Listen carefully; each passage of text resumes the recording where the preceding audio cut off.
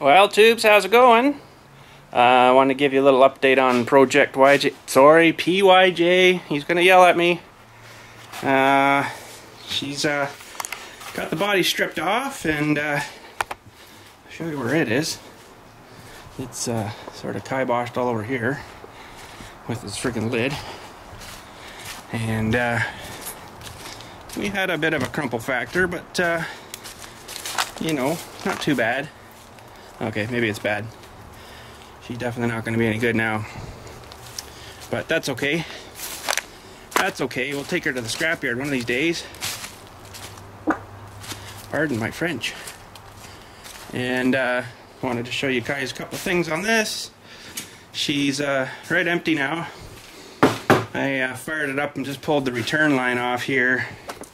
And just put that into a bottle and just let her run until it puked all that fuel back out. So yeah, I think I showed you before, there's a couple of bottles there that have the fuel in it. Probably shouldn't have that inside, but that's the way she goes.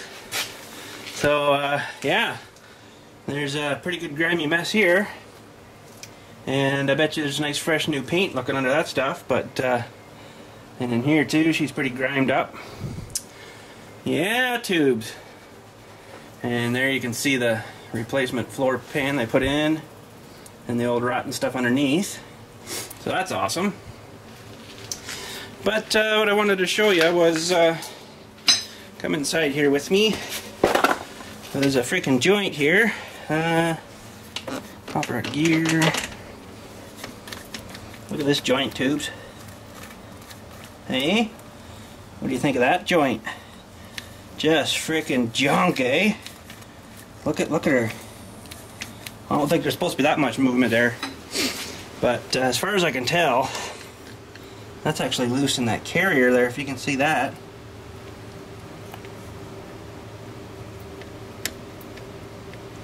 Well, that's not good. That'll be giving you some rapping and knocking and tons of noise and crap, so, huh.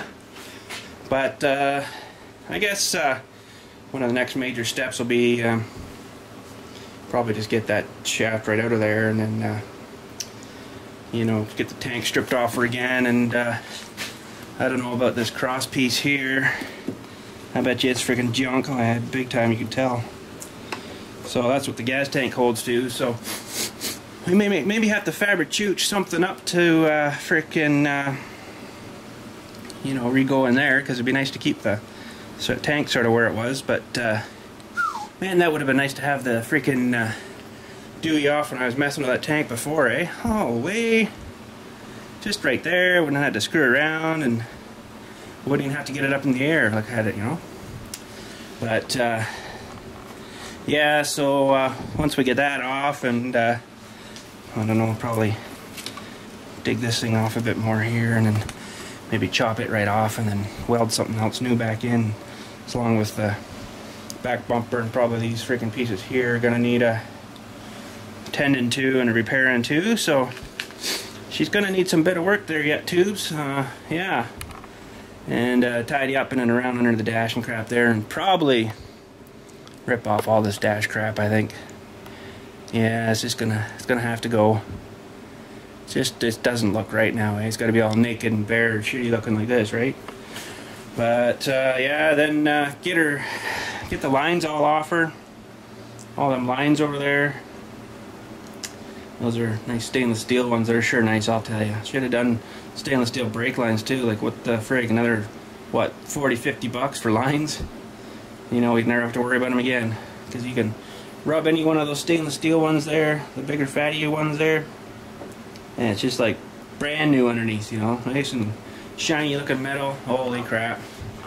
But yeah, and rip all the brake lines off of here, and probably leave the ones on the axle for now, but they join in the frame right there, and they go down to the splitter thing, and go this side and this way. So we'll have to try to separate that there without wrecking her.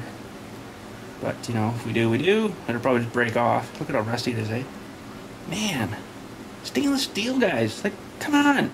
What's a fitting like that worth? Like maybe $1 or $2? Compared to the 15, 20 cents I spent on the freaking regular metal? Like, come on. Come on. You gotta remember this is Canada, eh? Freaking the first year's gonna have rust. But, yeah, I was actually going better with this thing a bit that I made up for my gun, you know. And just, you know, everywhere. It actually broke quite a bit of the crap off. It worked pretty good. So I'll probably do that a bit and then get the scraper crap out, and then I got some sandblast sand here.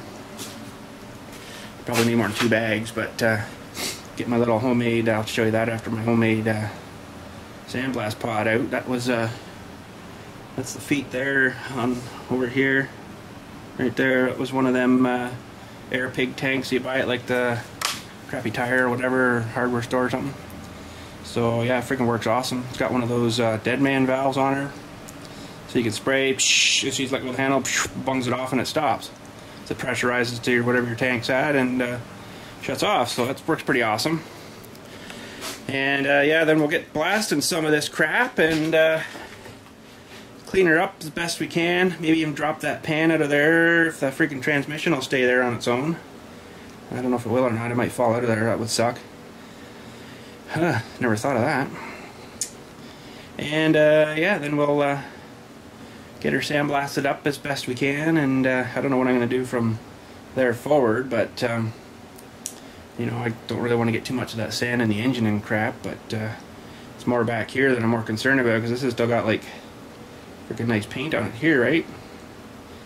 So probably from here up will be just fine, because it'll be all coated with engine oil and crap. So I'll probably just do up to there and then that's it. A little freaking primer and